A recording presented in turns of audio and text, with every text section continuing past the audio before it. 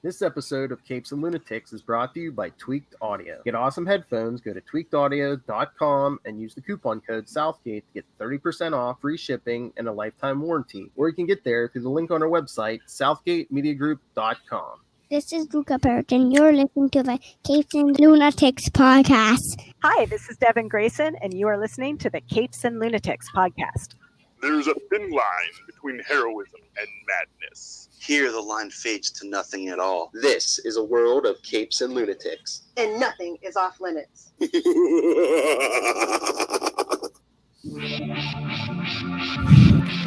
It's here. It's finally here. Episode 169. That's right. Welcome back, everyone. I am Phil. You know that. This is the brainchild. You know it. The mistress of mayhem herself from Florida. It is. Hey, y'all. It's Lil Hellfire. It's episode 169, and you're not ready for it.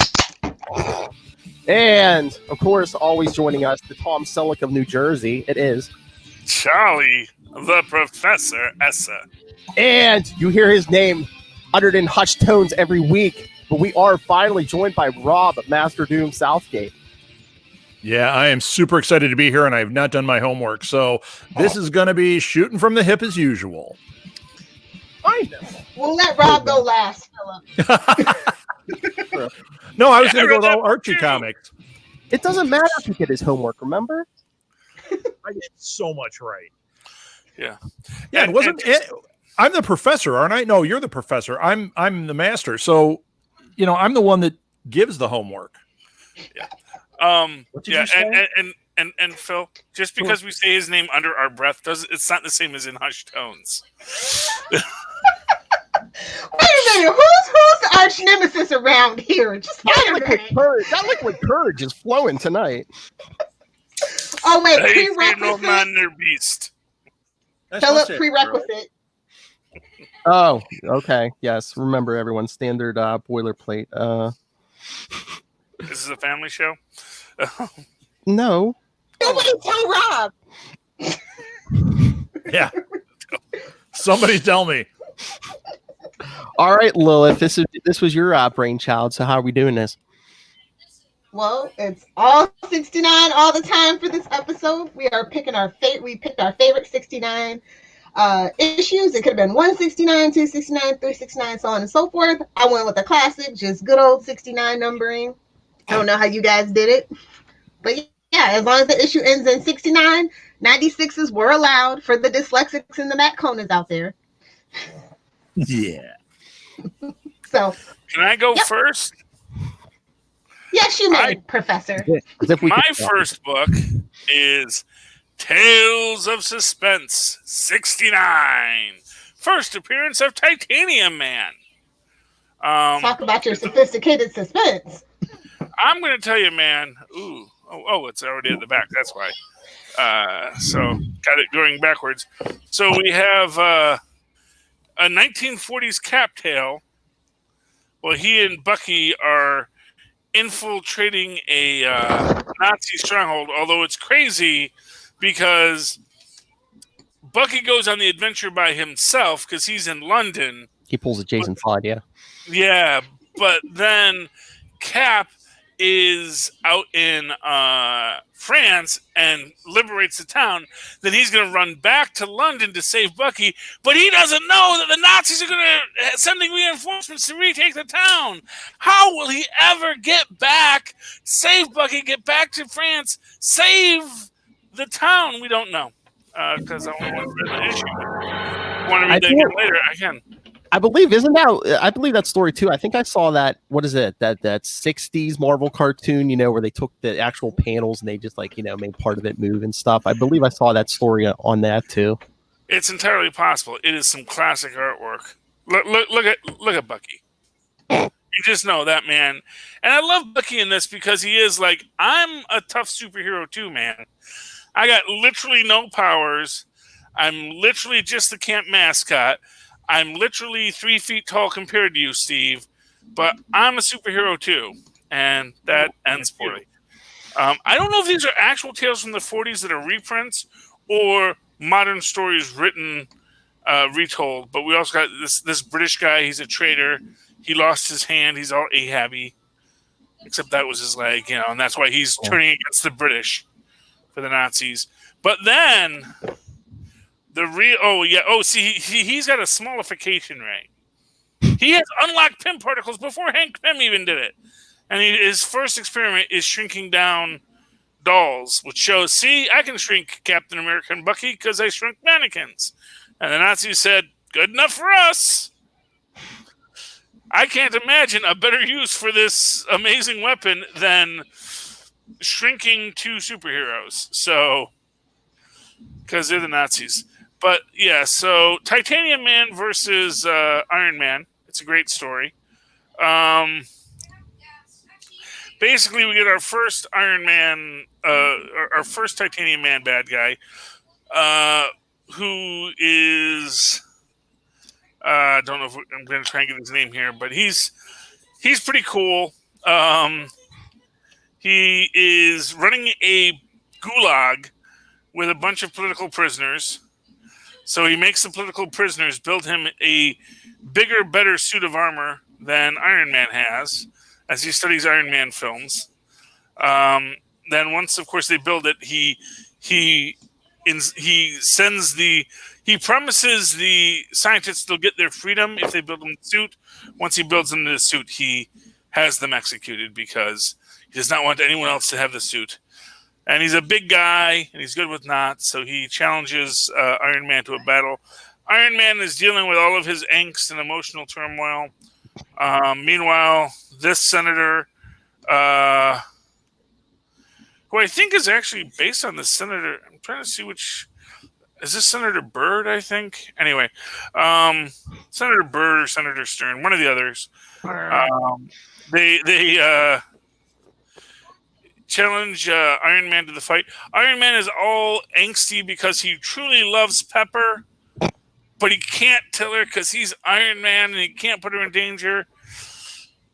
And it's kind of cute because like Pepper's all in for Happy, and she thinks that Iron Man's not into her, but he's like all into her, and it's sad. And big fight happens, things get exploded, and yeah, and we don't know how it ends because I didn't read the next book. But that was Tales of Suspense number 69, a classic of modern Marvel fanfare at its best, and maybe one of the oldest books we read here today. I don't know. We'll see. We'll see how old book's year goes because that one actually predates. Because I figured out that because Tales of Suspense premieres in 1959 and is at 69. Fantastic Four 69. My next book. Fantastic Four started in 1961, so they probably got to 69 first. I'm going to do what I want to do. Tony Stark had to get to 69 or Reed Richards.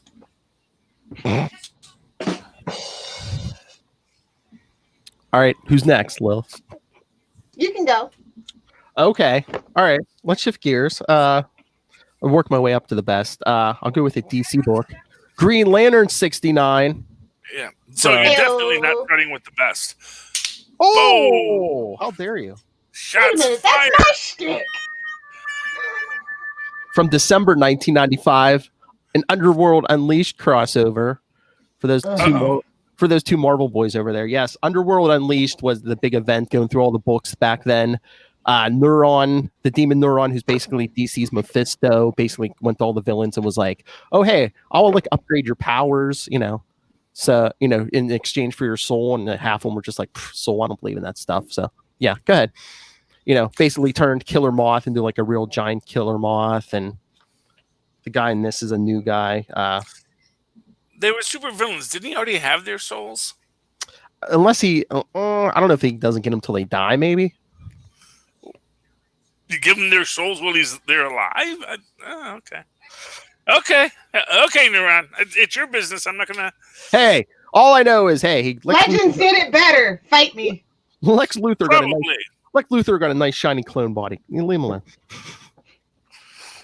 And I mean, it's a pretty good story. It's this new guy, and the cover's kind of false advertising because it looks like Donna Troy who gets beaten all to heck, but it's actually Cal Rayner who gets beaten in this issue. One of my favorites. Thank you. You know me so well. I know, Lilith. I knew you enjoy that. But no, I mean, this new guy is at Purgatory. I guess he feeds off like the green energy until like Kyle Rayner overloads him with basically shoots him with the lantern battery. With stupidity. How dare you? But yeah, artwork. He basically overloads him and he thinks he's cured until I guess Neuron takes him back to hell. But I mean, no, I enjoyed this in the 90s, so I thought I'd throw some DC in too, you heathens. That's fine. I just don't have DC Universe because no one does. I do. Actually, a lot of people do. It's just not you. Like they use it specifically for the comic book service, not necessarily the TV shows. There's plenty of people that do that. Fair enough. I'm already paying my $9 a month for comic books. So yeah, I have it, and it's literally for the comic books, mainly because I got tired of the Marvel books, and I was like, oh, time to change it up. And actually, I wish that like Dark Horse or Image would do it, and I would ditch the DC one then for a while. It's not that I'm tired of reading Marvel; it's that I'm tired of just reading Marvel. Yeah.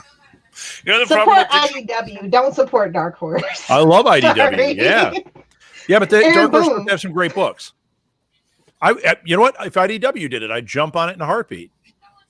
I love their crossover stuff. Gimme. Yeah, I'm with you. Okay, so my pick for gimme. My pick for 69. My number 5 pick is Deadpool 69 Healing Factor finale because you know I am a co-host of Wade's World, and y'all know it ain't me unless I'm shamelessly plugging something. So we did cover this. This is the end of that original run. Gail Simone wrote it. Yeah, it was basically the preview for Agent X that we didn't know was the preview for Agent X. But yeah, so that book stopped and then Agent X started, and it's basically just a preview. It's a big punch 'em up extravaganza.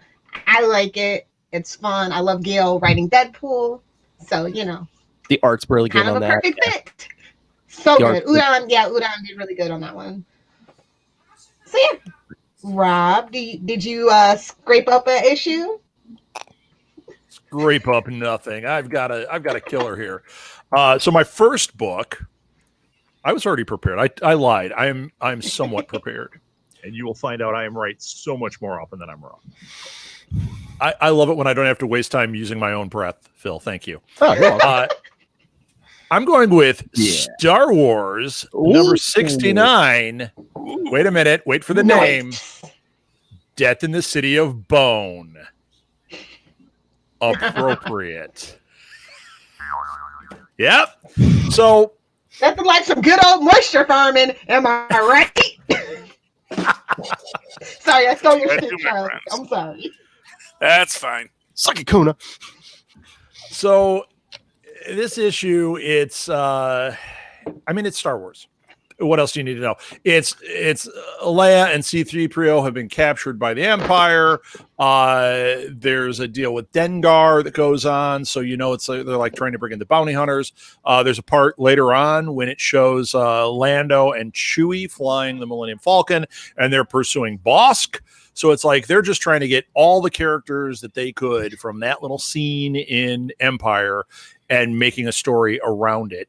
And it takes place in the City of Bone.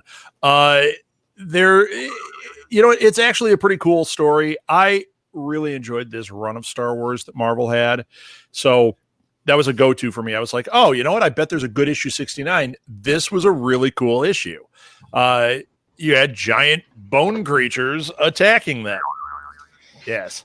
I'm trying to think if there was anything else about it. I mean, there's a Mandalorian camp that they go to, which is pretty cool.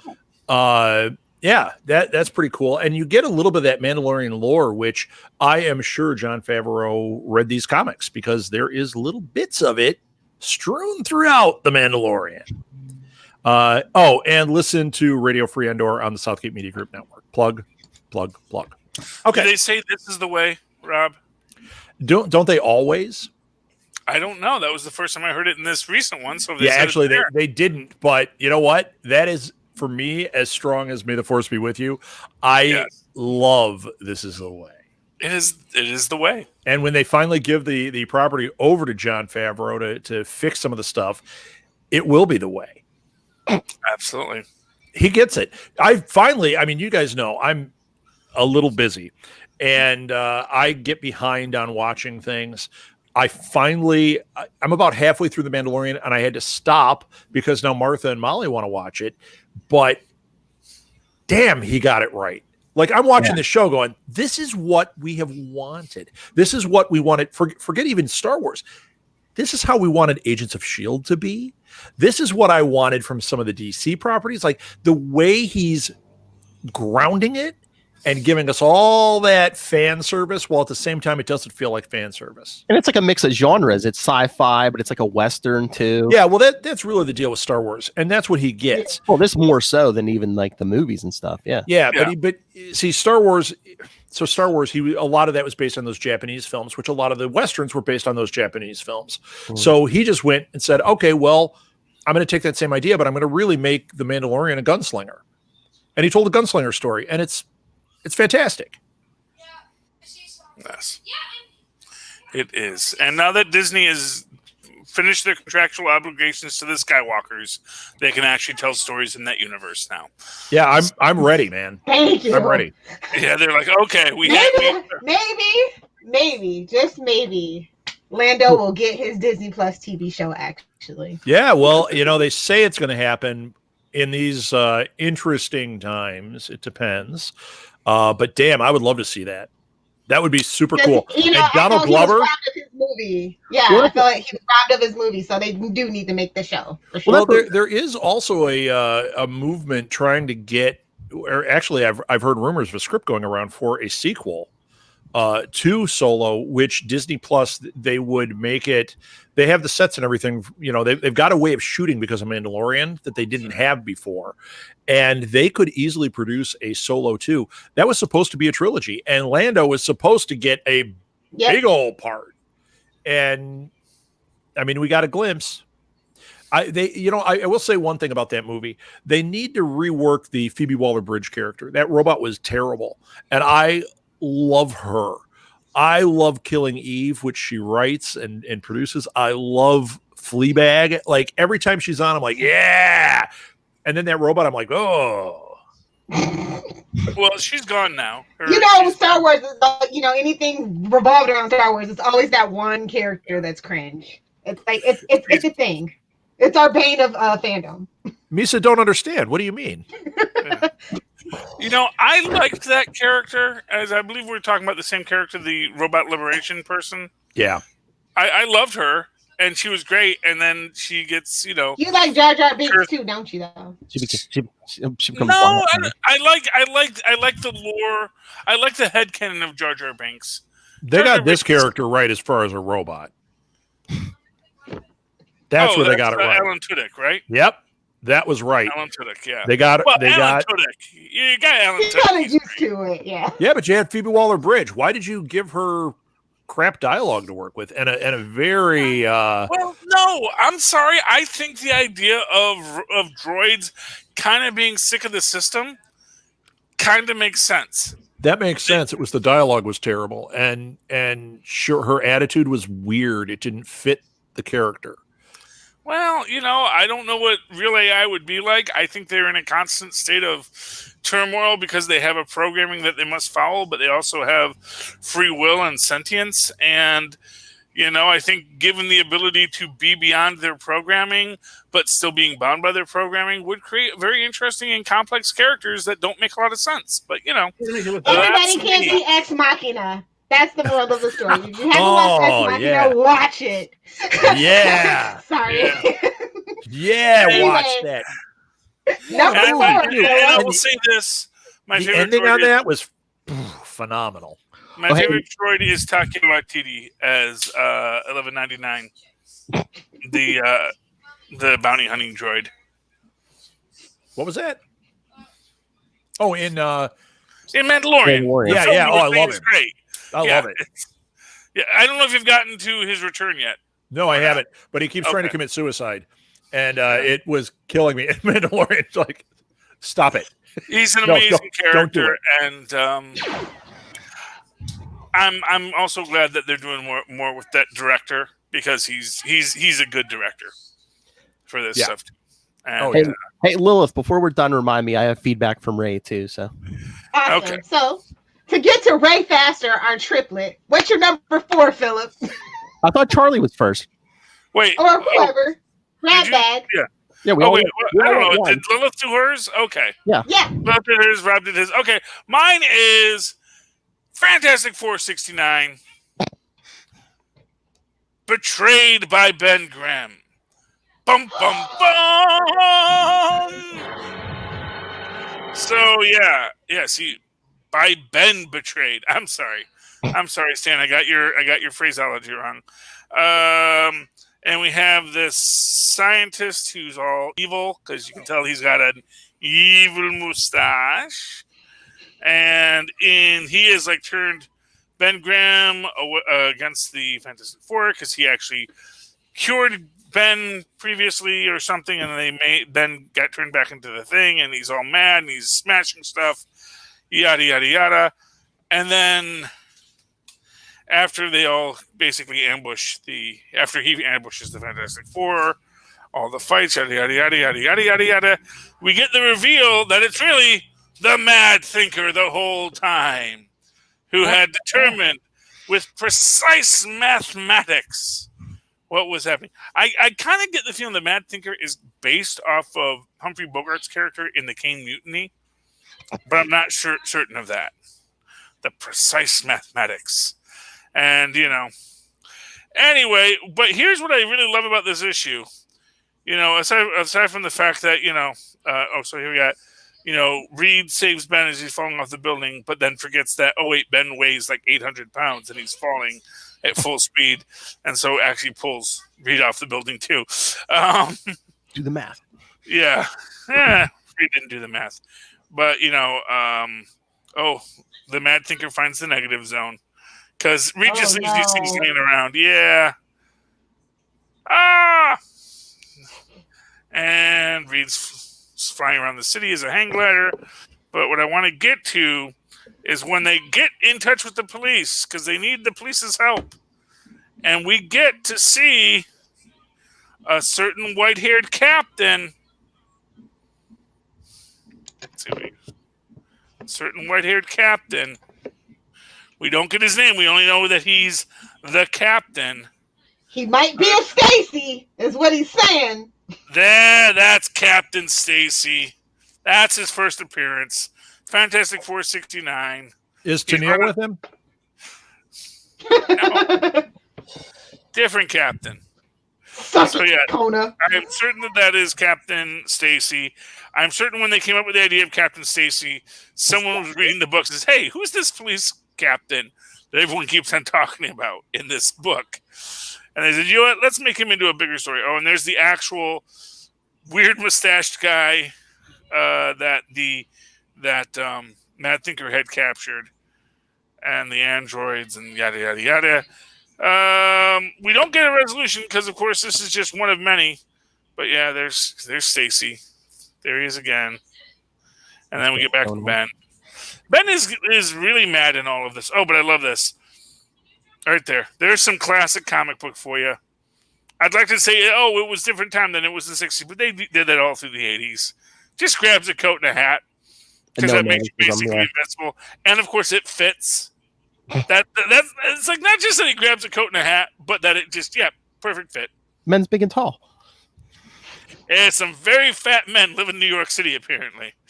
And then you're close to there. You know that's true. Yeah, 1 down, 2 to go. Yeah, but I just don't have my my trench coat and floppy hat hanging just where Ben Grimm could reach it. That's my problem. Okay, but that was Fantastic Four 69. Headcanon, first appearance of Captain Stacy, and I bet you that someone has made that official somewhere in comic book lore. All right, am I up, Lilith? Yep, let's do it. What do you got? What do you got? I'll do my other DC book. I had... You're putting him in the bottom. Get out, Philip. Hey, I think you did Marvel. So shut up. All right, I had to do it. Nightwing 69, because of course, we Look at his butt. Part of another crossover. Bruce Wayne Fugitive. I'm sensing a trend. Yeah. Yeah, DC does a lot of crossovers, at least back then. Yeah, I mean, yeah, because Bruce Wayne Fugitive, because Bruce Wayne has been framed for murder, because Lex Luthor was president. You know, I know, unbelievable. A corrupt businessman president, totally unbelievable. At least Lex Luthor's smart.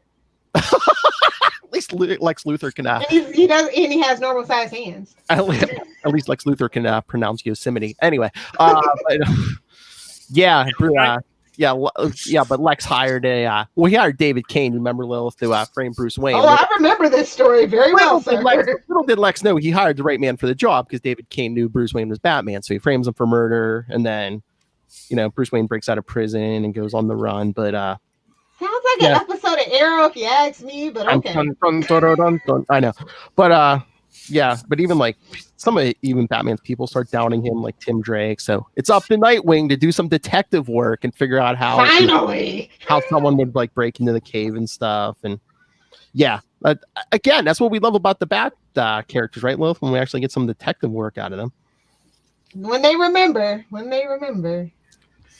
So, I mean, yeah, for the middle of a crossover, it's a pretty good story. And of course, if that's number 4, I can't wait to hear what else is on this list. All three of them the other 3 are going to be Nightwing. You know it. No, they're all Marvel. We mixed it up. Okay, Rob, whip out your ROM Space Knight. Wait, I got to get rid of that one. All right, Lilith.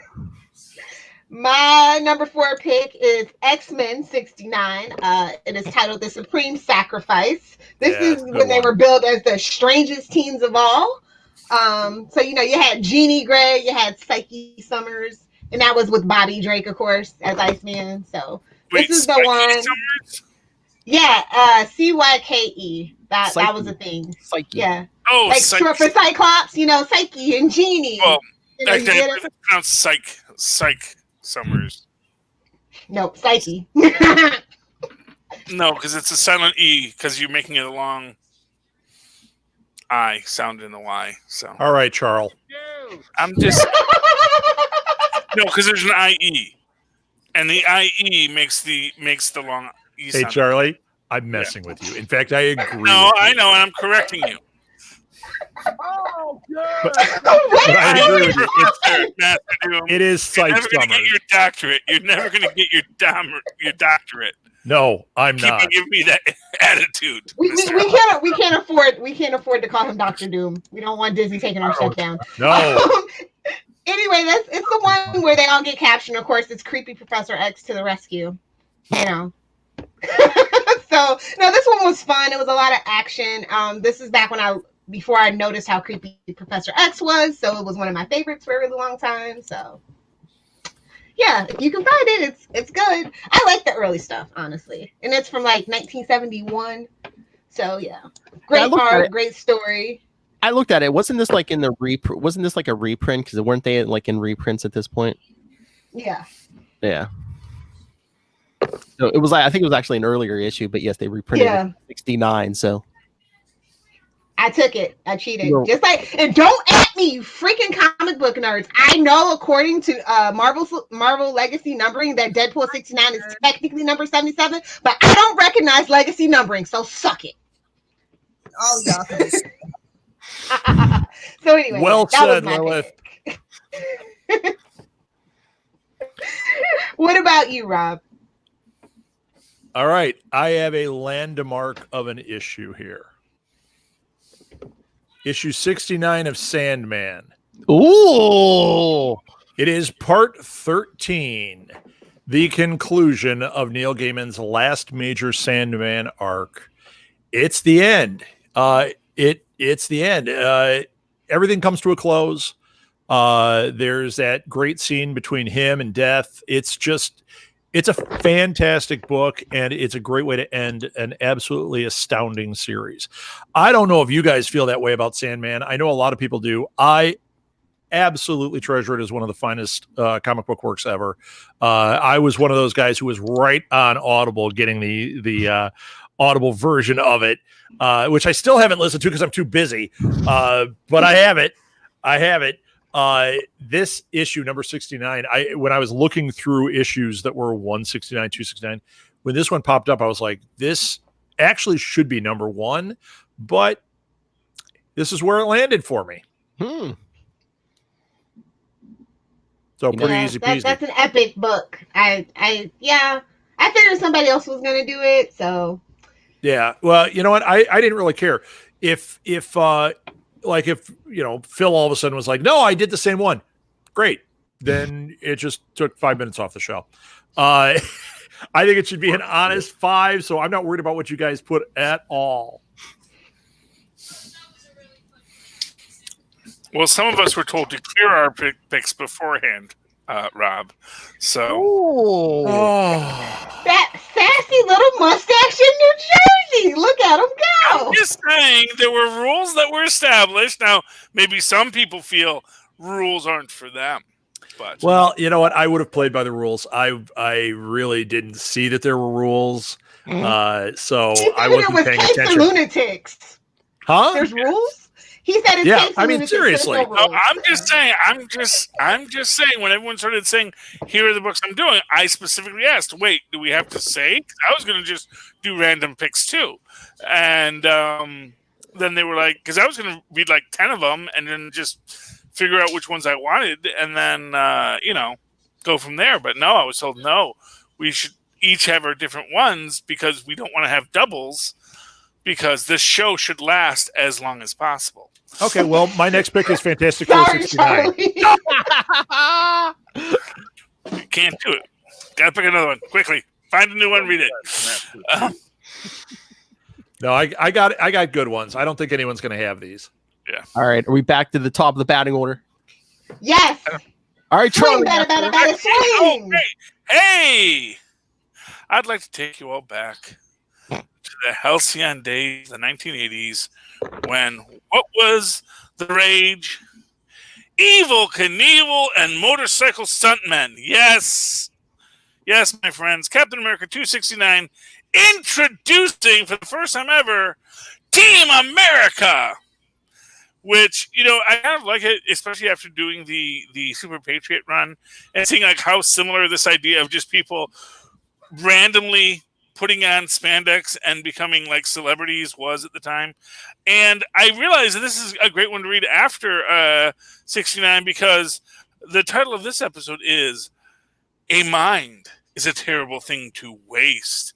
Bum, bum, bum. Introducing Marvel's new motorcycle sensation, Team America, which was a toy line that a company who was producing Evel Knievel toys created when Evel Knievel had, problems in the media. And they said, how about we don't tie this to a drunken redneck who jumps over things? And what if we just created our own drunken rednecks, but we made them the fun kind, like the Dukes of Hazzard? And that's what they did. And we see Cap at his current boarding house. There's a whole thing about a neo-Nazi rally at a high school, which is weird. And maybe that comes back later, but doesn't get mentioned again in this issue. But the landlady, you get this weird Cap thing where he's like, well, First Amendment rights. And then the lady's like, no, you punch a Nazi, Cap. I thought you knew that. But yeah, there's his old landlady. Yep. That's not Peggy, though, because I know that there was a time when he was living in the same building as Peggy, but he didn't know it was Peggy. There was a whole thing there before they introduced Peggy, but yeah. And yeah, but here she is. She's all mad. She wants to go punch a Nazi. And I want to see that, so I want to see her go to that high school and punch a Nazi, because that lady looks like a lady who would really mess those Nazis up. But Cap, there's Bernie. There's our Bernie. Yep. She's going to make it after all. And, there's Cap and her being all flirty. See, Cap was a Bernie bro, see? Cap was, and there he is on his motorcycle. Thank you, Reb Brown, for introducing that to the Lauren canon. You even notice he's got no, you don't see it here, but you do see his van later. But yeah, he goes there at Madison Square Garden, which is technically a circle. He goes in. There's going to be a motorcycle stunt show where a random Nobel Prize winner is there, because that's the thing. They want to provide security for the random Nobel Prize winner, who's not a real Nobel Prize winner, which really disappointed me. I really had hoped they had actually had a real Nobel Prize winner get kidnapped, but no, it's a made-up one. And there we get a good shot of Team America, Wolf, Red, and the other guy. Yeah, it is Alfred Knopfler. Alfred Knopfler is our local Nobel Prize winner there. And she gets kidnapped. Well, first off, Team America is doing it. And Wolf, who is our Hispanic guy, he is very untrusting of Cap. He's lived a hard life. He doesn't cotton to the man. I'm going to say that right now, which, is good. He shouldn't be cottoning to the man, but then you got an energy cyclone and a weird yellow construct comes out, steals Dr. Knopfler, takes him back through the vortex. Cap, of course, chases, and then Team America decides, you know what, we're going to go too. We can't just stand around and let nothing happen. We're going to be adventurers too, because why not? And they all go into the cyclone and are never seen again. No. Actually, yeah, it's going, gone. Now, what I got to say in this is just the idea that, okay, now who's the rest of the show? Wasn't there going to be a show? But, yeah, the whole act is gone. So we're not going to worry about that because they wind up in this little town in upstate New York where we have a lot of conversations back and forth. And then they meet Samuel Clemens. Mike. There we go. And, they're like, what? Samuel Clemens? You can't be here. And Albert Einstein? What? And, of course, it all comes out that essentially when we meet the band who built the whole thing, and there we got Nietzsche and Socrates having a yammer. Whoa, that's pretty damn big. Yeah. And, of course, the mad thinker, because he's realized, all my crimes, they were annoying. I'm going to stop committing crimes. I just want other smart people to sit around and talk to. Oh, and also I'm kidnapping the current round of smart people to turn them into androids to talk to me too. And he's doing some kind of weird mental transfer thing with it, which is weird. Because it's why not just okay, I copied your brain, I'm going to put it in my android, you go have a nice life, I'm going to talk to my robot some more. But he doesn't do that. And essentially, he locks up Team America. Cap is being beaten. He's going to steal Captain America, put him in an android, and thereby make Captain America his friend. He's going to make Captain America be his best friend. See, there's his android Cap right there. He's ready for it. He planned for this. It was, perfect mathematical possibility. But then, the X factor he did not consider, the Marauder! Bum, bum, bum, bum, bum, bum, bum, bum, bum, bum. He was a special toy. He had a chopper. And he was just all black, and he was cool. Although, was he a man? Maybe sometimes. Anyway, and of course, Marauder saves the day, and they capture Mad Thinker, and then the Team America shows up and is oh, where did that Marauder guy go? What happened? What? I don't even remember. I don't know what happened. And then Nick Fury show. What is the Speed Racer X is this? Oh, it gets even weirder. Yeah, they're like mutants who can combine or something. Oh, yeah. Their powers combined, they become the Marauder. And then they all ride off. Everyone forgot it. Oh, and there's freaking Albert Einstein's face. Because they disassembled the poor guy and then just dropped his face on the ground for no reason. Shield his liver bugs. And so, yeah, that was Captain America 269. A grand moment. I actually remember when Evel Knievel was a thing. And it was a good time. I had the original Evel Knievel, and then a few years later the Team Americas came out, and they were a better built toy. I will give them that much. But Marauder was the cool one. Yeah, I had all the Evil Knievel toys. I had the course. the van. Remember the van that he had that had the mechanic shop inside of it with the little tiny tools? And I had multiple Evil Knievels, and you always had to pretend like they were like cousins, even though, this one has a blue outfit, they this were one has a white outfit. I had the Snake Mountain thing. I had all that Evil Knievel stuff. We had Evil Knievel and you had Robbie Knievel. There were multiple Knievels. Man, the 80s were weird, bro. Yeah, they all came with a bottle of Jack, too, which is interesting for kids. Trust me, Lilith, you dodged a bullet on that one. So, my number 3 pick is Aquaman. You skipped me. Oh, sorry, Philip. Sorry, Philip. You don't count. You're Gelman. You don't count. Thank you, Reed. It's Nightwing number 169. Shows what you know. That's a Marvel book. That's why I'm skipping over him. Shows what you know, posers. Never been a Nightwing 169. Anyway. He wishes there was a Nightwing 169. Exactly. And no, I said legacy numbering eventually, Phil. Don't worry. I know. The rest of my books are Marvel books. No. My number 3 pick, Web of Spider-Man 69. Spider-Man. Boom! That's right. Ultimate Spider Cast. Yes, thank you. That's a good book, that one. I really like Web. And that one with Hulk was a great book. Oh, yeah, because pay attention, Charlie Esser. Yes, there's reports of Hulk cited. So Peter Parker and Betty Brant are going up to get the story. But then we also see this scientist with his biokinetic energy absorber that he wants to prove because he believes his brother Ricardo died trying to prove this thing when he tried to test it on the Thing in Fantastic Four number 53. Oh, this man, this monster?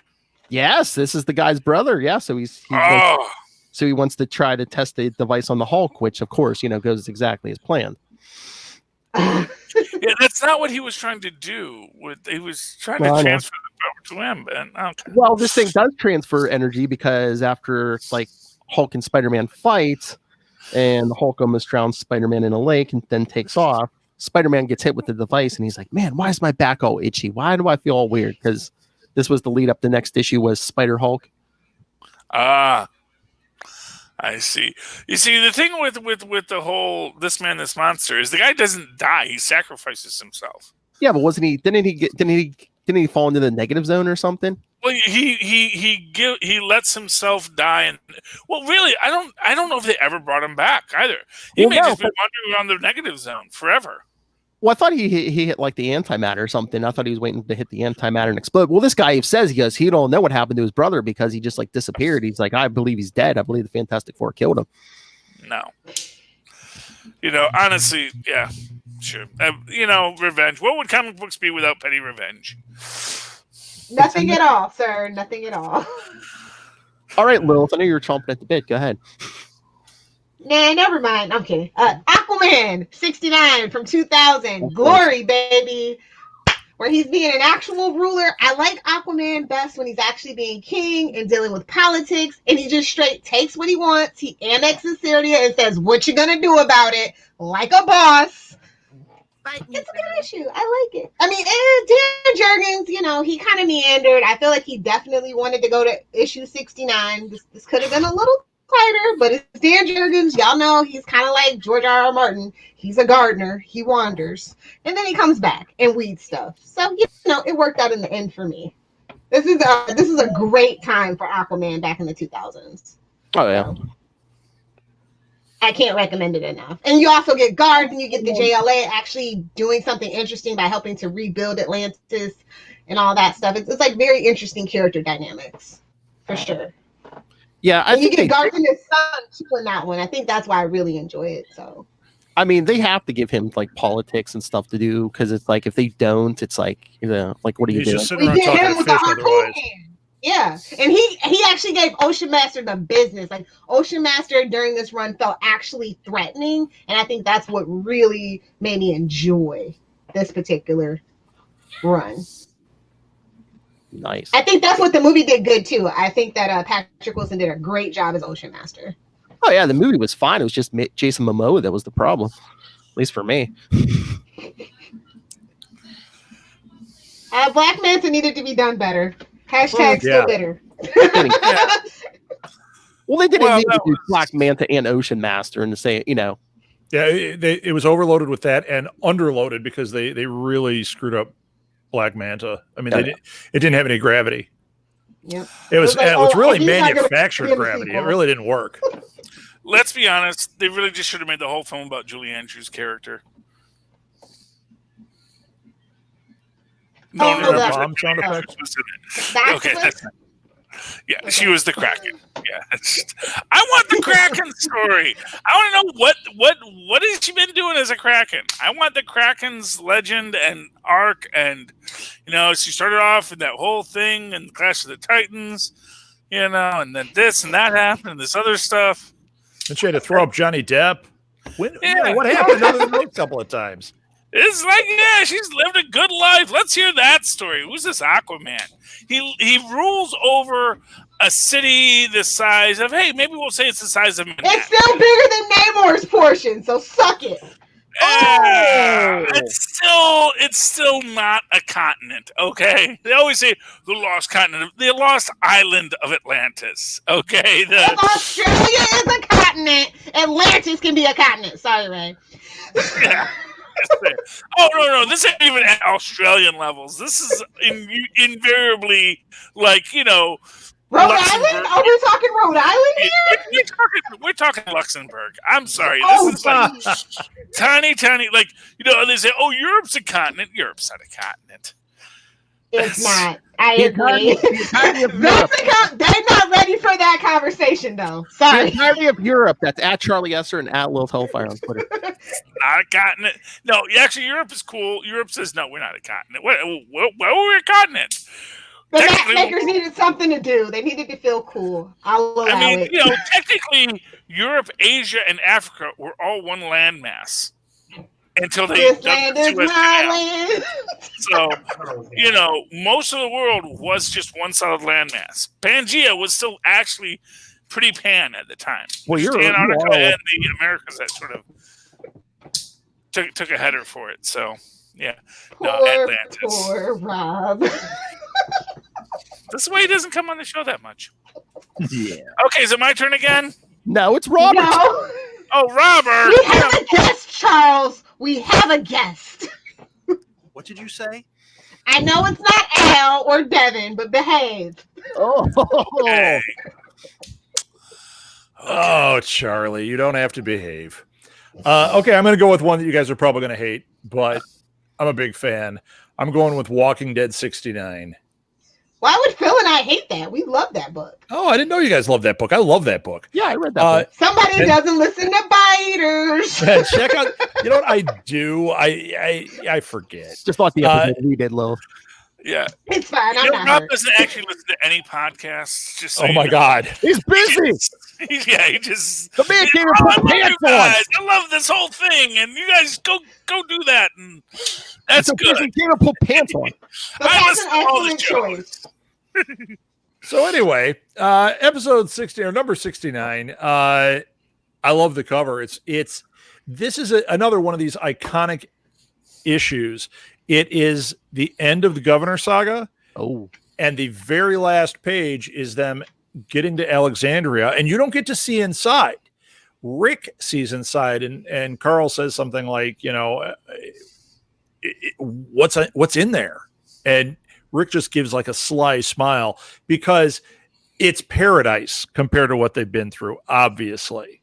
Like, this is what they've been looking for. Little does he know, there's something about to happen pretty damn quick here. But more than one thing. But this is just it's a great issue where there's a lot of stuff that happens. I think there's a motorcycle jump and somebody gets injured and, blah, blah, blah. It's crazy how many characters are still alive at this point. Like, you forget you're 69 issues in. You've got Abraham and Aaron and Andrea and Carl and everybody except Judith. But it's interesting. Spoiler. It's interesting. Yeah, this point in the series, and it's one of these where it's like an arc is ending. It was a great arc, and knowing what's about to happen, you're at the cusp of possibly a better arc. So this is my pick, man. Plus the cover. I mean, you look at that, it looks just like the news right now. Washington burning trash. So it's not far off. Only now they're just tear gas and falling in the street. But it's pretty cool. So that one is one of my picks. And yeah, I did know you guys love it. And Charlie, before you throw stones, I listen to so many podcasts. He does. But I listen outside of our network a lot because I have to hear what other people are doing. I understand. But when I listen to Enough Said, because I usually send you a note somewhere in the series. I'll be like, hey, good one, Charlie. I've listened to all the episodes. Where's my no prize? Yes. Oh, are you supposed to get a no prize? No, I'm kidding. Oh, we started that. I think Phil might be the only person that ever got one.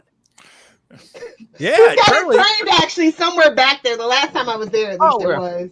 Charlie, do you do the no prize? I probably should do more social interaction. Yeah, you probably should. You're weak sauce. I don't deny that. That's becoming a drop. You could be doing so many cool things with Nuff Said, man. Nuff Said. I mean, come on, you got Especially all with that. Ozzy. That's like you guys are such a good duo. Like I love you guys. Yeah. In the last episode, we'll try to turn it all around. I'm telling you, I like you guys so much. That's why I turned. I mean, that was one of my babies. Yeah. I turned the whole thing over to you. Sounds like a plan. Have a good night. So, and let me just say, Charlie, throw stones, but you're still getting my second. So, boom. There you go. No, honestly, me and Maz have loved doing that show. I mean, honestly, if there was more Agents of S.H.I.E.L.D., we would be more than happy to keep on doing it, Yeah, well. You got more Disney stuff coming. You got, well, Falcon. If they give us a hint about what comes next, maybe there might be more Left Enough Said yet. If we There's always going to be Marvel in the world. You'll be fine. There's a ton Enough Said to go. All those series, good Lord. They're not done yet. We're not doing the Inhumans. We're not doing that. Lil and I, we talked seriously about doing, what was it? What is the comic or the animated series? There was the Spider-Man series that he loves. There was another one that he was like, dude, we should do the entire series. There's an animated series that he's like, it's the best. Well, I just don't know what it was. You know what's the 90s one? Is one of the probably Avengers: Earth's Mightiest Heroes? Might be that. The other one was just really it's like Batman the Animated Series, but for Marvel. And it's really I never watched it. You could do the X-Men series. The classic 90s X-Men series was amazing. Yeah, well, I mean, I'll ask Maz if he'd like to take on another project at Enough Said. If you're going to kill Enough Said, let me know because it's not dying. I'll hand it over to somebody else. No. I'm. It's not that it's honestly. If we can just pick another Marvel show to do, I mean, Did you do the last episode? Is that series over? What Agents of S.H.I.E.L.D.? Actually, Wednesday. Wednesday. Wednesday. Yeah. Wednesday is the last episode. And honestly, no, me and Maz would be more than happy to do more Enough Said. We just need to, because originally, for those who don't remember back in the day, me and Maz did all of the Marvel shows on Netflix and made a new show each time, and that eventually became Full Stream Ahead. Right. So now Full Stream Ahead is more than just Marvel. So we can bring in a new Marvel story and Enough Said. Here's another thing, Charlie. If the show is Wednesday, when do you record?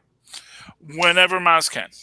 So how about giving me a heads up? Because maybe if I'm free, I'll come on final episode Enough Said of the Agents of S.H.I.E.L.D. Of the Agents of S.H.I.E.L.D., yes. We not final episode of, although I haven't watched it in 2 seasons. I've been too busy. You know what I'll say is, all you need is the ending. Trust me. Yeah, exactly. I want to see the ending, and we'll get some Fitzsimmons love, and that'll be it. You know what? Nobody tell him. I want to do those 80s Marvel movies, man. I want to do. Oh, you so should. Incredible Hulk Returns, Trial of the Incredible Hulk. I want to do my freaking Red Brown Captain America. There's so much. Talk about motorcycle action. That was the best. Yeah. But anyway, getting back to the comics, because this is, Loth's podcast. Let's talk. No, we got Rob and Charlie talking. This is what I wanted. I don't know what's going on. West Coast Avengers 69. Yes! U.S. Agent versus Hawkeye, the most pointless battle in Marvel history. And It that's Leave saying a Hawkeye lot. alone. grudge match. Dun dun dun. Yeah. So this is Yeah. it's cute. Yeah. You leave the male version of Huntress alone. Although I gotta say this, they make a point about Hawkeye's armor. I think this has to be a reference to the really toy-centric 90s Avengers cartoon that was basically West Coast Avengers, where everyone had battle armor. I don't know. This came before that, I think. So I think that Yeah. cartoon was in the late 90s. Yeah, but I think, he got that solo Avengers. Yeah. But there's definitely some implication of toy design in this. Oh, anyway, Hawkeye and U.S. Agent are going to fight because Hawkeye refuses to admit that he's a guy with a bow and arrow and no actual powers, and he's going to fight anybody. Batman! Yeah, But at least Batman's rich. That's his real superpower. yeah, exactly. Batman. Hawkeye's better than Batman. We can all agree to that. But Batman. U.S. Agent fight, and then we get the backstory of why they're fighting, and it's because it's the West Coast Avengers are voting on who's going to be the new official members, the new rousters, who's going to be an official member and who's going to be a reserve member. Yeah, because the East Coasters did it first. Yeah.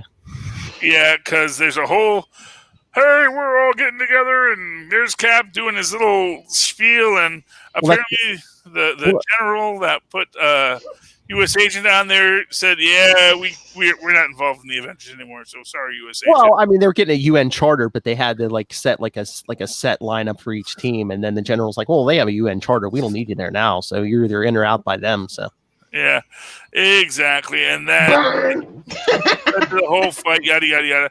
But what's funny about it is that so U.S. Agent gets put to a reserve status, but Hank and Pym. Oh, sorry, Hank, not Hank and Pym. Hank and Janet. Hank Pym and Janet Van Dyne get the first round of votes because we need the original Avengers in this, and this new guy who's the new Iron Man. No one knows who he could be. Yeah, he also got voted in. Tony Stark. I'm not Iron Man anymore. But basically, so Hank Pym and Janet Van Dyne basically immediately left. So yeah, it's great you guys voted this, but we're not going to be in this. So essentially, all the reserve Avengers are now official Avengers. But U.S. Agent is mad he didn't get picked, and he was the only one who voted for him. Although interesting, because apparently Mockingbird didn't vote for herself. Because she's classy like that. She's classy, but she thought Hawkeye did, and she's all mad at Hawkeye because he's like, "Oh, it was very nice that you voted for me." He's like, "What do you mean? I didn't vote for you." They later reveal it was U.S. Agent who voted for her. Aw, U.S. Agent was a nice guy. He had a crush on her, huh? Aw, maybe since U.S. Agent is getting his own new series, we'll get maybe those two will hook up, and then we'll find out that Bobby Morse is actually a Skrull. And yeah, she was always a Skrull. And here we got Wanda and Simon break up, and this is really this is when it all starts going downhill for Wanda. It's okay, let's go resurrect some mutants on Genosha now. And yeah, basically U.S. Agent almost accidentally kills Hawkeye. He's like, oh shoot, I didn't realize how steep that cliff was. I thought it was a much shorter cliff. And then he makes sure and then Hawkeye keeps on punching him when he's when U.S. Agent is trying to be not an awful person. It's enjoy the not being that awful for 5 minutes, and then he drags him out of the water. But then all the other Avengers are even though you were trying to save his life, we're going to be all mad and judgmental about it too. So it's whatever, dudes, and he leaves and goes on his own solo adventures from there on in. And then there's this other backstory with some Yakuza and Japanese mafia or Chinese mafia. And, that sets up the next story, yeah. Yep, that's next week, kids. Well, not for me, though. If you're listening from the past. Yeah, I was looking. Okay. Next person. All right, guess it's my turn. All right. Gonna go big number. Daredevil 2 269. It starts off in a small town in upstate New York where Freedom Force has sent the Blob and Pyro. Remember those two? They're going to come back. Put that feather in your cap. Yes. Yeah. Yes, they've been sent by Freedom Force to bring in the young mutant girl. But guess who just happens to be wandering around upstate New York at this point? Matt Murdock. Boo. Of course. So yes, he tries to save the girl. It basically just degenerates into a bar brawl that goes out into the streets. He's beating on Pyro for a while, and then he tricks Blob and Pyro into fighting each other for a while, and then after he takes down Pyro, he's just like hitting Blob in the eyes and stuff, and then he drops a church bell on him. As you do, church bells, man. That's very Catholic of him. I didn't even think of that. That's right. So yeah, basically, it's kind of it's a sad ending, a happy ending. So the girl basically has to like leave this town so the government can't find her. It's a hellscape. She'll be all right. But yeah, so good story. This was during the time when Ann Nocenti was writing the book. Yeah, really good writing. John Romita Jr. pencils. Very good. What a time to be alive. That's right. Comics were good. All right. Okay. I went with Green Arrow 69 from Volume 3, which was from 2007. This is the Mayor Queen arc. We get like a lot of classic stuff. There's also a episode of Arrow that is loosely based on this this concept. You got Deathstroke running around. He's trying to politically ruin Oliver Queen, and Oliver Queen's just out being Mayor Queen. He's got beautification projects, and he's balancing his work and his business and stuff and crime fighting. And it's just a good, fun issue, especially with Deathstroke as like a really competent villain. That's one thing I really like about Deathstroke, which I kind of don't like with the Teen Titan thing because they make him seem kind of incompetent. Yeah. That's my only gripe about that when he's like facing off against the Teen Titans. And then like, comic book Green Arrow, much better at his job than TV Green Arrow. Oh, yeah. He's still a bad person in the comic books, but God, you could never root for Oliver Queen on the TV show. I'm sorry. They're like, oh, who's your favorite character? Not Oliver? I said that on the podcast once, and everybody's like, wait, what? I was like, we got Thea, we got Laurel, we got Tommy, we got Moira, anybody but. Anybody but. Hey, that last season kind of redeemed him. Kind of. Arrow had his ups and downs. Season 1 and 2, and then it kind of like dropped down, and then 5 came back with Prometheus, and then it went down again, and then season 8 was like fan service. That's what the kids on Tumblr love. And quick, and they were done. Season 8, 10 and out. Yeah, good. I'm so happy for Stephen Amell because he wanted out desperately. So I hope good things come to him besides his winery. Oh yeah. Oh hey, Green Arrow 69. Who's the guest star? There's never any guest stars. What do you mean? Batman. Oh, the guy guest stars in every DC book. Batman. We don't count him. I thought you were gonna say Brick, but no, you went with Batman. Danny. That's fine. Justice for Brick. And Vinnie Jones, people. Vinnie Jones. I'm not bitter at all. I'm the juggernaut. Lilith, don't be mad if Stephen Amell likes to just make wine. I'm just going to say that. I mean, I know that he's wanting his acting career to be more. James He's been very public about it. James Cagney didn't really like being an actor. It's just what paid the bills. Well, no, he's been very public about that he was kind of disappointed that more things didn't open up. Hey, Lilith like Stephen Amell. Where's my drop? Yeah. Stephen Amell can get it. Maybe Marvel will find a movie for him. Maybe he can be in Star Wars. Maybe he can be a Mandalorian.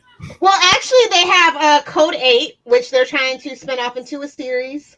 I thought the movie did really well on Netflix, and there's lots of talks for different things for that. So him and Robbie Amell, his cousin, that's a family business for them, and I wish them all the best for that. Make Stephen Amell Moon Knight. There you go. No. We'll have to talk to the High Priest of Khonshu, see what he thinks. He'll be like, I never watched that show. You're kicked out of our triplet. Get out, Philip. Sounds like a plan, Jen. That works. All right. All right. Final five. No, Rob got to go. Oh, Rob. Man, Why Charlie, are you're we just still hitting me. You're still here. He rolled right over you. 100 bullets, number 69. Yes. Oh, Nice. This is a big one, and you know what? It's another one. I seem to like these transitional ones because this is kind of the end of things. It's the trust is falling apart. They're looking from protection from the Minutemen. We start getting a lot more Minutemen stories coming up here. This is just a great episode that leads into that final 31 issues of this whole series. So this one to me was a big issue. It actually kind of reminded me when I started reading it of what I loved when I first started reading 100 Bullets. You know what I mean? Mm-hmm. Because I was captivated by 100 Bullets, and especially those graphic novels. I read the first three repeatedly. I kept going back before I'd go on to the fourth, and after that, it was like it was interesting and I was digging it. But it was right here when things are falling apart that I really it like rekindled it. And it was like, it just propelled me into the end of this series. So this is an important book, and I'm a huge 100 Bullets fan. How the hell this hasn't been made into something, I don't know. And I've got a cat in the way. It hasn't been? No. There was it a series that they attempted? It's kind of like Lock and Key. Lock and Key, they made that series, I think it That's ended on up being Netflix. just like, yeah. I've been Well, no, meaning to watch it. no, not that one. Oh, There was a previous incarnation, and it didn't make it. And the ironic thing is the actress that played Nina in the Netflix one is also the actress that played Nina in the other one. ooh. And I think Bodhi is the same, which is very weird. But it's not a sequel. It's a rebooted. No, it's rebooted. It's the a same story. reimagining. It's a remix. But the Netflix one is significantly better. The other one is like, Fox puts out this, long before they were doing prestige stuff. It's kind of like watching CW even now. Fox does. Oh, there was a shot. Come on. No, CW doesn't do it. No, CW knows what it is, and it's comfortable with that. Yeah, it sure is. So yeah, this was a big one. Speaking of CW, Lilith, you'll like this.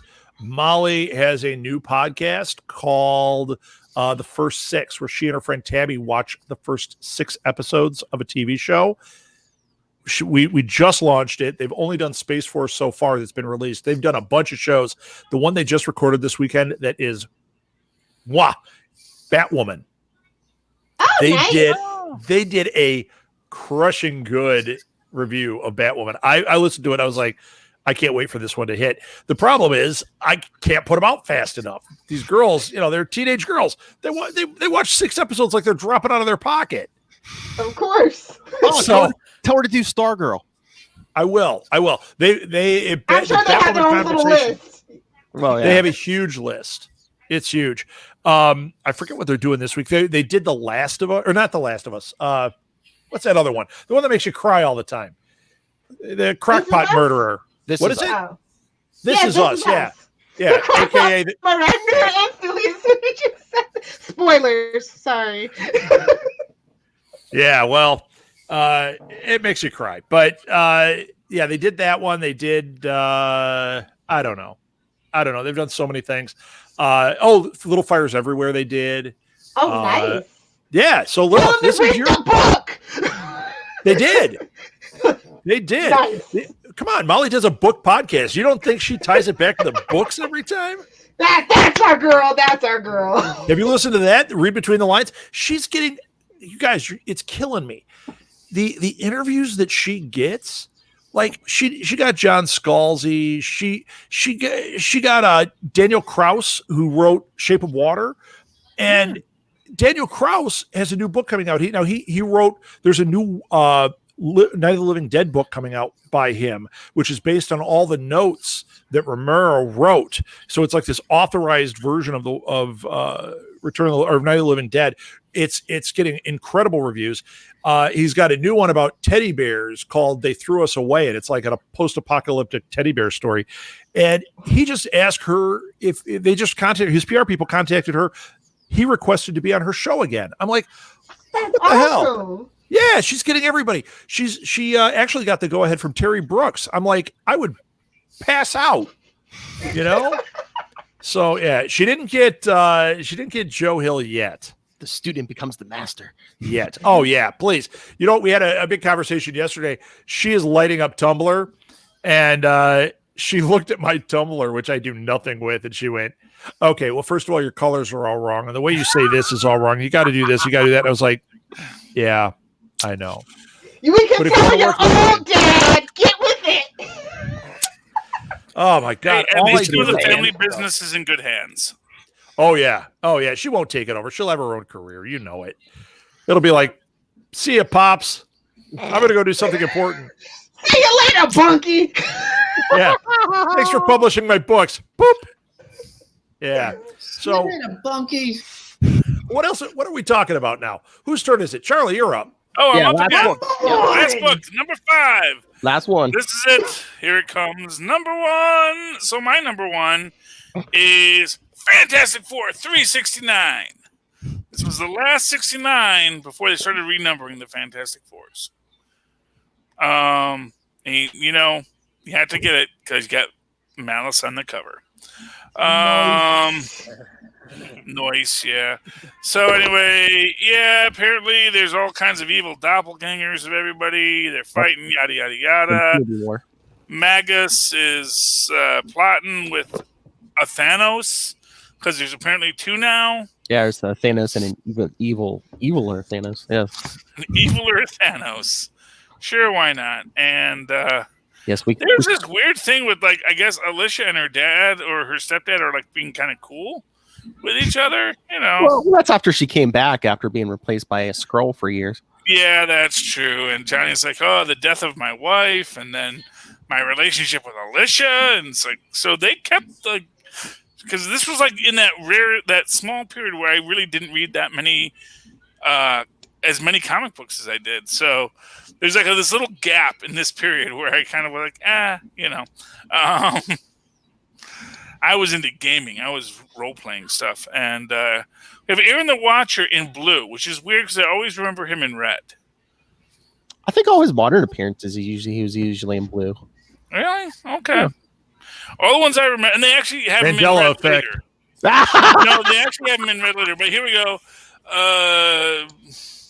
Sue Storm is in the Mindscape. Well, Galactus is downloading her brain. And then she meets Malice. And I'm kind of mad. They kind of later decided that Malice was a separate entity, not like part of Sue Storm. Because I really felt that was kind of lame. So I like here it is just part of her, and she like absorbs her into her. And she kind of like, you know, gets with being Malice, you know, after she absorbs her. And then she like, you know, one punches the Hulk, which is cool. Yeah. Got to get past all this fighting with Malice. Girl's going crazy. No, she's BA, man. And it's like, this is, you know, she's always been the most powerful member of the team. And, but then Aaron the Watcher goes and steals Alicia for reasons. Because, you know, and then, yeah. Anyway, it's a good story. It's interesting how it goes. We eventually go through a portal to fight Thanos and Magus, the other Thanos and Magus. Oh, and then we're going to bring Elijah back to life. Good thing they put the metal bars there, you know, because reasons. And because what's that going to do to a Skrull? They're shapeshifters.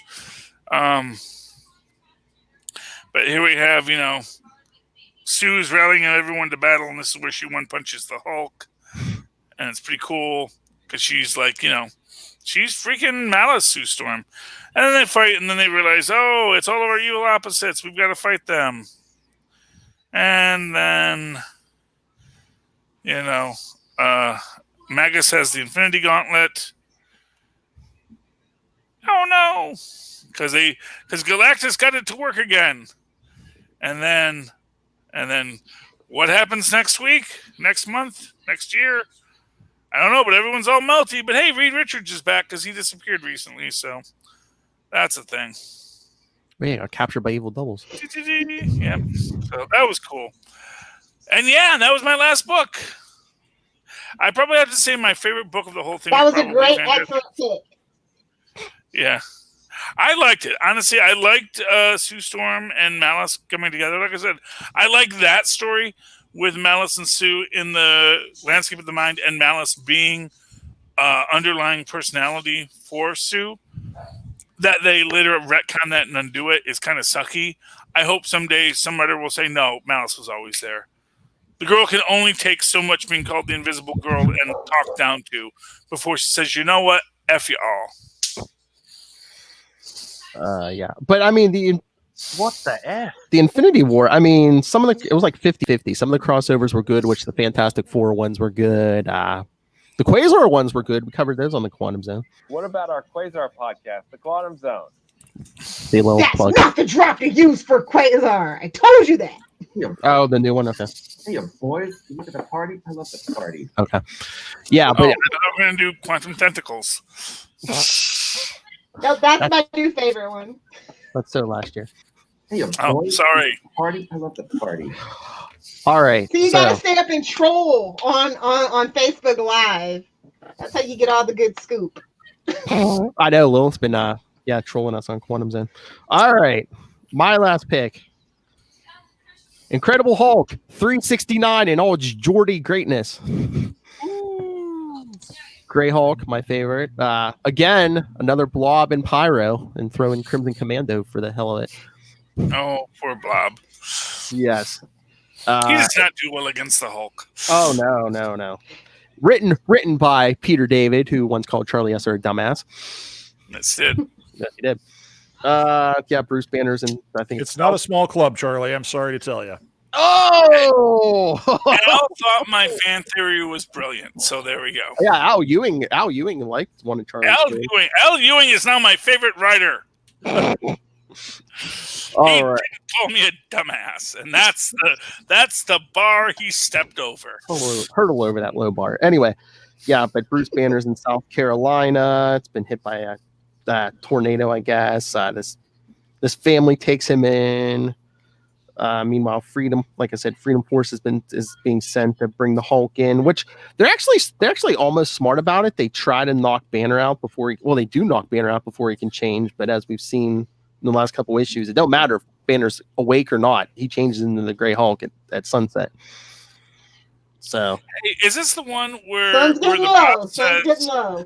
hey, my powers don't work that way? oh yeah, he just starts grabbing the Blob's stomach, and he's like, I don't care what you. Yeah, that's not how my powers work. It's like I love that because it's just such a whiny response that no, that's not how it works. You're ruining the trick. And this is the first time he fought the Blob since he became Grey. He's like, who are you? And he's like, you forgot the Blob. He's like, oh, the Blob. I thought you were that guy who plays Roseanne's husband on TV or something. Boom. Tom Arnold reference because he used to be very, very, very fat. I think it's a John Goodman reference. Oh, yeah. John Goodman reference. Not Tom Arnold. I'm sorry. I got the real Roseanne husband. Yeah, there was a real husband. Yes. Who's a big guy and good with knots. Whoa. Phrasing. Hey, I said understood it that reference. But John Goodman reference, who used to be much, much fatter. Now he's just regular fatter. But yes. So yeah, Just a classic ample American. So yeah, it's just fun. It's just like fun. Yeah, Hulk smacking around Freedom Force. He basically gets the Blob off the ground and just starts smashing him in midair. And I really liked this episode. Oh, this issue, yeah. Yes. It's one of those episodes that issues that always sticks in my mind, especially because of that whole, because like first he hits the Blob, and he's like, "Ha, you can't knock me down." Oh, okay. Well, let's see what else I can do. But I just want to know the conspiracy. I think like my number 1 and number 2 pick were like a year apart. But yeah, Daredevil 269 and Hulk 369. Yeah, both involve Blob and Pyro. Yeah, we're gonna have a talk after this, Philip. I had 2 Mad Thinker books. I know. There's only so many supervillains, Phil. Remember they had that whole...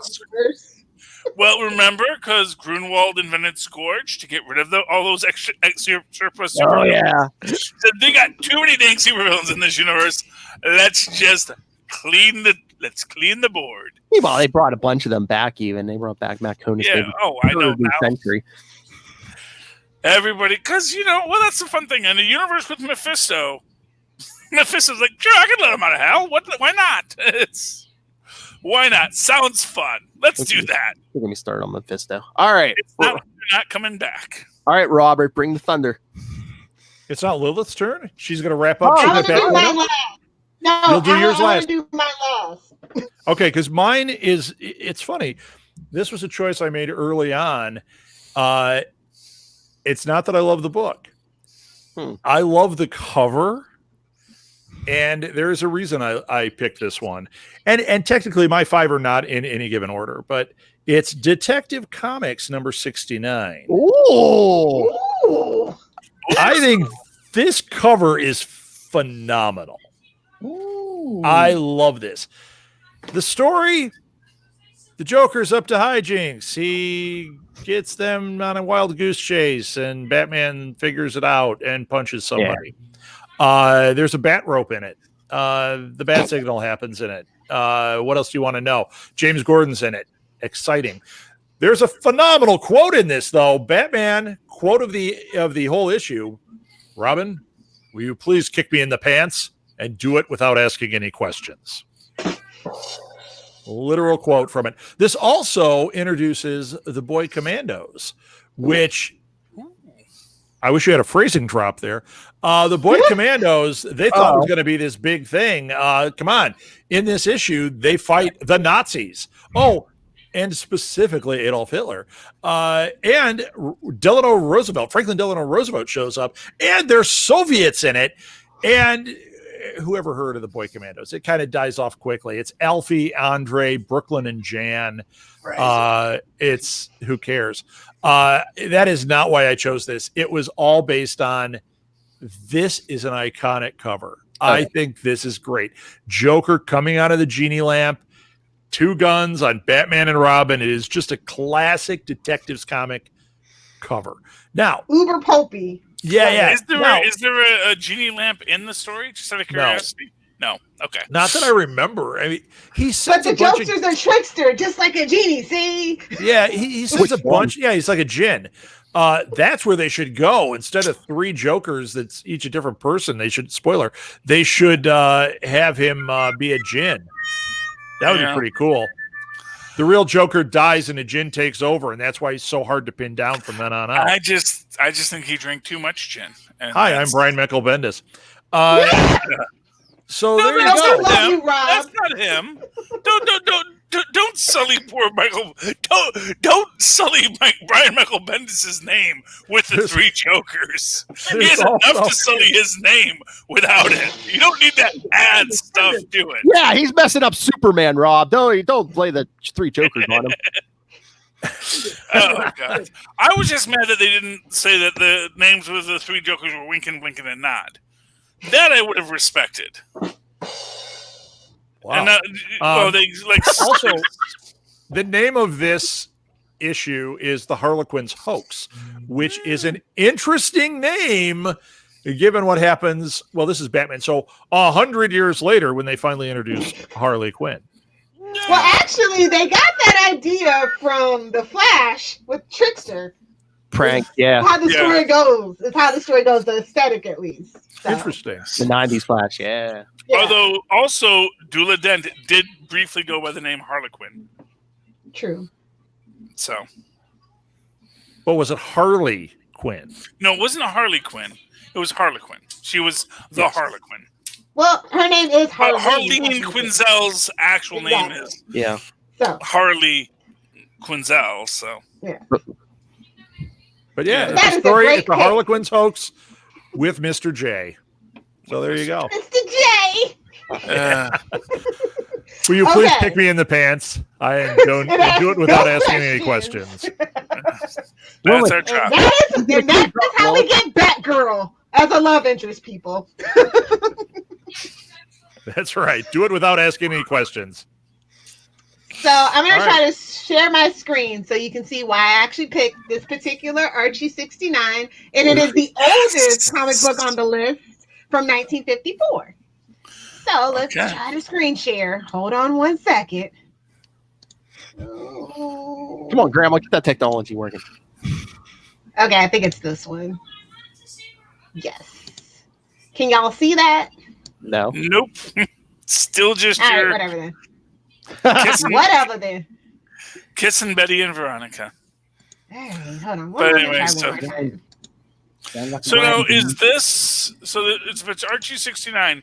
Is this the quote unquote classic Archie design, or is it the pre-classic Archie design when he was a little bit more realistic in his design?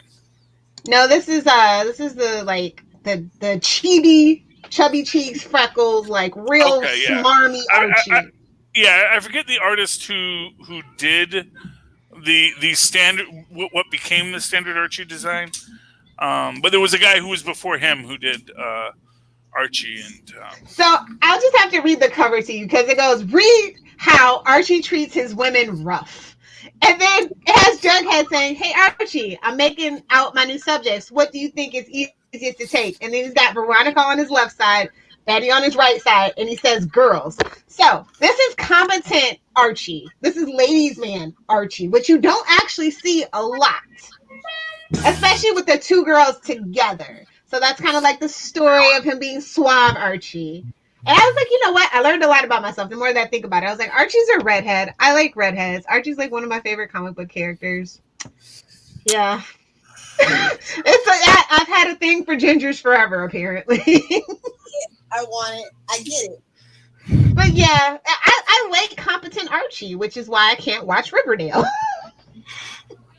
Well, but he hasn't been a competent Archie for years, or to be more specific, the new reboot kind of made him that sensitive, artist that's playing, that crappy Wonderwall song in the quad of your college. That's the Archie aesthetic right now, and I'm just not here for it. I prefer the nerdier Archie, like what you get in Archie. What is it? Archie's Weird Adventures. Yeah, that's cool too, but you don't see it so often, so that's when it really stuck out to me, and it was perfect. It's 69. See how Archie treats his women rough, and he learns his lesson, and then he starts being nicer to them, and well, that's that whole good. thing. So really, it's about them getting back at Archie for treating them so rough. Well, just teaching them a lesson in a very 1954 girly way. So they don't die in blue. I take it. Exactly. Okay. When does Patsy Walker show up? You'll have to Google that cover to see why I picked it. But yeah, Archie 69, Volume 1, 1954. Patsy Walker was What If Archie Was a Lady? No. I mean, we have that. We have that in the Archie universe. So. Yeah, well, that's true too. That's Cheryl. That's exactly. Yeah. Oh, hey, should we play Ray's feedback? Yes! Yes, Ray, what did you think of all this nonsense? All right, let's hear what our Australian friend said. Ray, host of Into the Night, a Moon Knight podcast, Last Sons of Krypton, a Superman podcast, and the upcoming To Know Her Is to Fear Her, the Spider-Woman podcast. He thinks he's me all of a sudden. All right, take it away, Ray. Hello, gang. This is Ray. I thought I would send in my own selection of 69 issues for this momentous event. Lilith, this is a brilliant idea. 69's everywhere. Whether it's 69, 169, 269, the fact is it's 69 everywhere. But, don't worry, Lilith, I I'll cut some digress. stuff up. Anyway, I've got 3 issues here that I'd like to just flag as my favorite 69 issues. The first one, I guess I'll kind of do in chronological, is Daredevil 169. This was a really cool one. It was written and drawn by Frank Miller during his classic period of Daredevil. Nice. And it was a slightly disturbing tale. It was when Bullseye was hospitalized. He had a tumor in his brain, and he started seeing everyone as Daredevil. So he just started killing everyone because he thought they were all Daredevils. It was a very, I guess, typical Frank Miller-esque tale.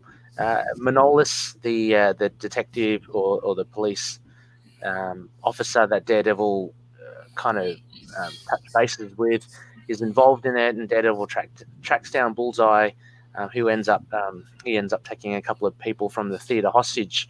But that was quite memorable because it just kind of showcases really Daredevil and Bullseye going at it with each other, but also how dangerous Bullseye is and how crazy he can be. So, Daredevil 169 was pretty cool. I think that was about 1980. Right, a couple of years in from Frank Miller's run. The next one for me is probably no surprise. It's one of Peter David's Incredible Hulk runs, 369. Copycat. The big 369. He's our triplet. Leave him alone. And it was when the Grey Hulk, Joe Fixit, goes up against Freedom Force, so the likes of Blob and Pyro, which he'd done before as well. There's I believe there's no I could get that wrong, maybe it was Daredevil, but anyway, Hulk fights the Freedom Force. Really fun stuff. The art was just, I remember, being the great takeaway for this, but also when the Hulk grabs the Blob's stomach, yes, stretches it backwards, and the Blob's going, no, that's not how my power works, and he jumps up. And it just shows how smart Joe Fixit is by him going, yeah, well, that's what I wanted you to do, because when you're in the air, you're not unstoppable, or you're not immovable. And then he just wallops him one. So off he flies, Fred Dukes into the sky, and the Hulk wins. So that was a really fun 90s issue. And finally, this one, which is kind of connected to what you guys have been reviewing. Not that long ago. It's West Coast Avengers, or Avengers West Coast 69, and this is one of my faves as well. Again, around the 90s that I love, and it was when US Agent and Hawkeye basically go mano. They go face to face, or face to bottom. 69. Anyway, this was really cool. Drawn by Tom Palmer.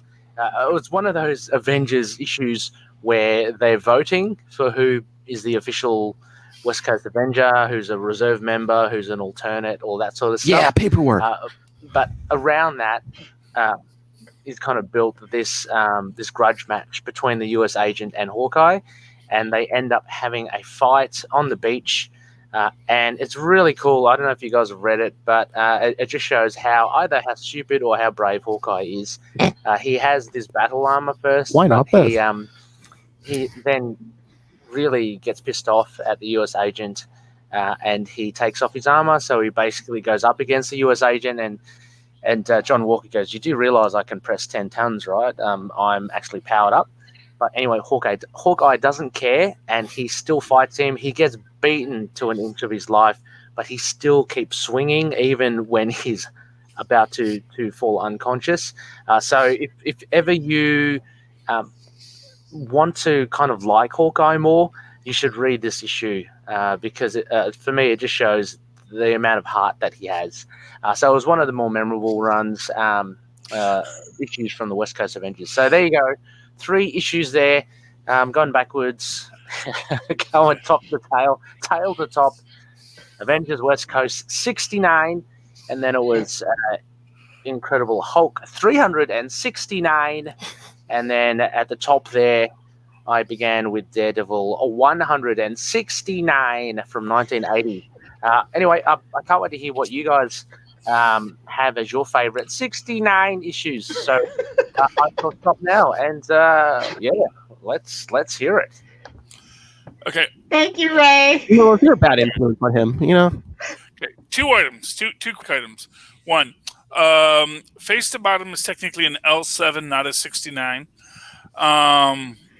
Just for fun facts. And then, no, Don't shame our Hawkeye. kids. Yeah, baby. Yeah. I'm just saying. It's a different position. It's a perfectly acceptable position. It's just a different one. But what I will say is that no, like I don't get Hawkeye's heart in that. I get Hawkeye as a petty schmuck in that. Hothead. And that's why I think Jeremy Renner perfectly plays Hawkeye.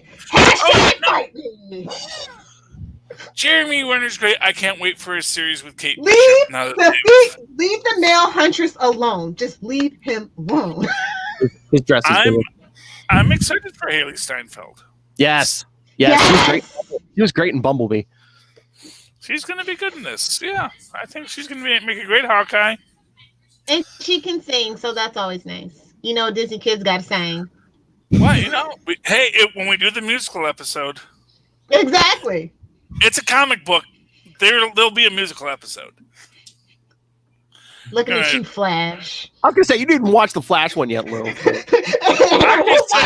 I'm just saying, Hypno Hustler is out there, so it's possible. I watched Cats the movie. I will never need to see another musical as long as I live, unless it's Les Mis. Les Mis is the stuff, so you know.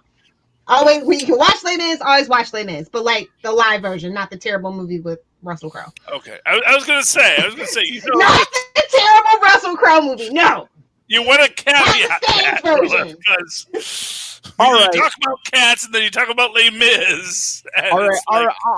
All right, you drama queens. We're arguing. It's like, I don't know, Josh Trank, Fantastic Four, or Batman Forever. I don't know which is the. All right, should we wrap this up? Let's do it. Let's get out of here, sir. Yes, please. So, hey, you out there, what are your favorite 69 issues? Email us, capesandlunatics@gmail.com, or call the voicemail 614-382-2737. That's 614-38-CAPES. And remember, you can follow us on all social media, Facebook, Twitter, Instagram, links to the YouTube, all in one place. That's Linktree, linktr.ee/capesandlunatics. And please remember, support our sponsors, Tweaked Audio. Charlie Esther is always singing the praises of Tweaked Audio headphones. Hunt-A-Killer. Fantastic devices. What? Michelle Gray needs your help, people. These Hunt-A-Killer. are cold cases. And remember, when you do that, use the coupon code Southgate on either one. Ooh. Well, that's good to know. Yeah, I'm surprised you didn't say that, because if you've been selling them, we're not getting any credit. It's in the show notes. Well, you know what? Maybe Right. that needs to be circulated throughout the industry a bit more. Yes. Yeah, when you use the coupon code Southgate at Tweaked, you get 30% off, free shipping, and a lifetime warranty. Well, there you go. As someone We said at the beginning. Yeah. Yes. And actually, I'll tell you what, I bought some way back, and I kept wrecking them because I use them roughly all the time, mowing lawns and doing stuff. And I would just send it back, and they'd send me a new pair. I mean, it was crazy. I'm like, at some point I stopped because I was like, man, this has to be costing them money because I'm sending so many pairs back. But they never a problem. Yes, and you don't have to be as nice as Rob there, so you can just bury that company under their own foolish lifetime warranty because they made the promise. Exploit it. There you go. So use the code Southgate. Go get Tweaked Audio. Same thing with Hunt-A-Killer. It's Southgate. Use it there and get a discount. It's awesome. And learn all about the ins and outs of podcasting with Pod Life, the book, now in digital and paperback. At Amazon, and the sequel is in the works. Yes, right. Yep. And where are we doing plugs? Yes. Just today, we announced the next Southgate Media Group podcast marathon, which is no longer called that because we are now in a virtual world. And we have now changed the name to the Mercury Podcast Festival, and it is going to be online. And those are the details I'll give you right now. I can also tell you roughly when it will start up, but you're going to have to pay attention to the Capes and Lunatics social media to find out, or Southgate Media Group's. September 26th is when we're planning on dropping it, but if we get enough responses, it may drop on the 26th, the 27th, the 28th. We'll see. We got a bunch of, we just announced it today, and we got a whole bunch of really, really cool shows. It's an indie podcast festival, and it's just a big smattering of really cool stuff. When we've done this in the past, one of the things we prided ourselves on was not only having a really diverse group of podcasters, because let's face it, we hear enough from 40-year-old white guys, but we also, sorry, Phil, not Charlie, but we also try to have a real wide variety of subjects. Like, to my knowledge, we had the very first actual play, which is when they played like a D&D type game, done live in front of an audience with a podcast. So we've done things like that. We had music shows. We had a lot of shows. Like, I started shows at the marathons that have not debuted since, but are actually being percolated right now that will become shows, and they were done live in front of an audience to kind of see, does this work? So that's the kind of cool stuff you're going to see, but we're going outside of our network in a big way. The last, I think, 2 marathons that we did, we didn't even have Southgate Media Group represented. So yeah. Oh, well, I'm going to send you a thing for this one. So, oh yeah, you are. So it's really cool. So I think I got my plugs out. Listen to Martha's podcast. It's called Broken to Brave. Lilith, have you checked it out yet? Yes. I love it so much. Such an inspiration, have you heard? Honestly. Did you hear the Patreon version yet? Because what we did was we have the main show where she gives, it's short. She just kind of gives a brief description of her journey from being broken and dealing with grief and all that to doing these brave acts. But then the Patreon only show is the show that everybody's raving about. I mean, it's crazy. It's Martha and I just talking about the stories, but we joke around a lot. We get emotional about stuff. You want to hear me cry? That's where it's at. It's really cool. And then, like I said, Molly's got a couple of shows. We just got lots of stuff going on here, and we have some really exciting new stuff coming. And we just picked up a couple of new podcasts. What is it? Happiness and Darkness. Yes. Which is the one that we've all guested on, where we review superhero movies. And also with that, we got what is the name of the Oscar show? The is it the Gold Standard? The Gold Standard, yeah. Which is such a good show. They're going through every Oscar movie. And I consulted with them this week about what they can do for their Patreon. And oh my God, you're going to want to be a patron. If you're a movie fan, it is so freaking cool what they've got going. So there you go. I got my plugs out. But yeah, that Heroes in Darkness, that's a good show. I was on there. That's a great one. Yeah. I'm gonna be on there 2 more times. So everyone, hey, stay tuned. Yeah, it's really great. And Charlie, you were on there doing Superman 3, right? Yes, I was. Yes, I'm waiting to be asked back. I said I would love to come back. I'm waiting to be asked. Well, the only one in my circle that's been asked twice is Molly. So yeah. Well, I don't even compare myself to Molly. So she did Shazam, and then they immediately invited her back. They invited me back, but like in September sometime. So it's like a year later I'm going to be on. Molly, like a week after she's on, they're like, "Oh, can you come back in a couple of weeks?" And she just did Superman 2. Oh yeah, I heard that. Her and Dan, yeah, that was a great one too. Yeah, so they recognize talent. Yeah, which is why I think when they came in the network, they're like, "Hey, would you like to be on again?" Not talent, kissing butt. But yeah, I think it's next week. Yeah, I'm going to be on there with them doing X-Men: The Last Stand. Nice. And then I think God bless your soul. And then I think the other one. Well, I didn't pick the movie, so. But then I think I'm also in September. I think I'm also in September again. I think we're doing Spider-Man 2. With Doc Ock. Yeah, that's a great superhero film. Oh yeah, I can't wait to talk that. But hey, first Juggernaut. Oh yeah, X3. Yeah, X3. Yeah. Oh, is that X-Men Last Stand? Or no, that's a different one.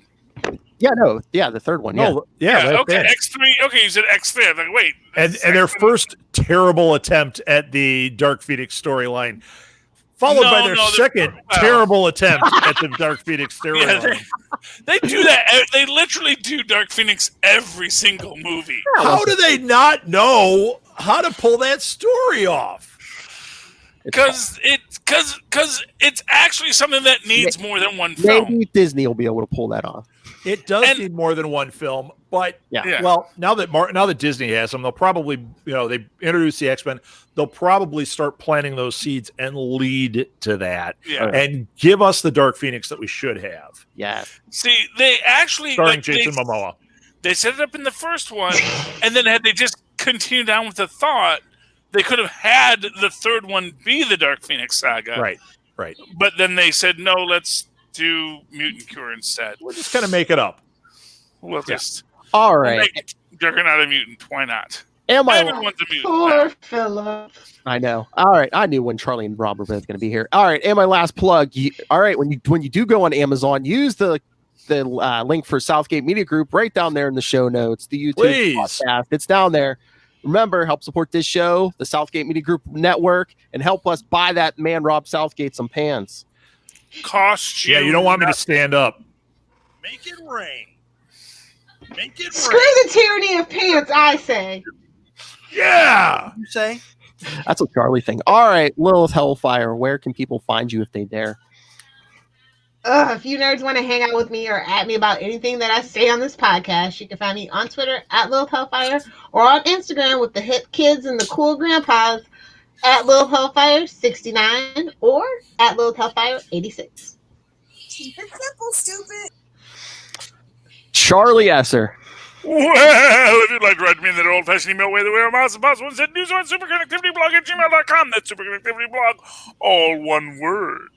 At gmail.com. Of course, follow me on the Twitters. I live tweet the last episode of Agents of S.H.I.E.L.D. At Charlie Esser, that's CHARLIE ESSER. Look for the two E's in the middle. For quality. Bing. Thank you, Maz. And pause. All right. Hope you could take all that. Another 100 episodes. Lilith will plan the next one. So. But for another week, we have been your capes. Ampersand. Lunatics. With home, special guest Rob Southgate. Yay, Master Doom! Yeah, look at the show notes for my my social media because Phil ignored me. Yeah. Oh, you're not going to do any plugs. Oh.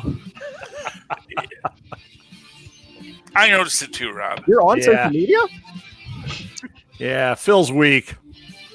That's not how my superpowers work. Check the show notes. And don't ask any questions. Call him Master Doom. He didn't go to evil podcasting school for nothing. Or am I the robotic one?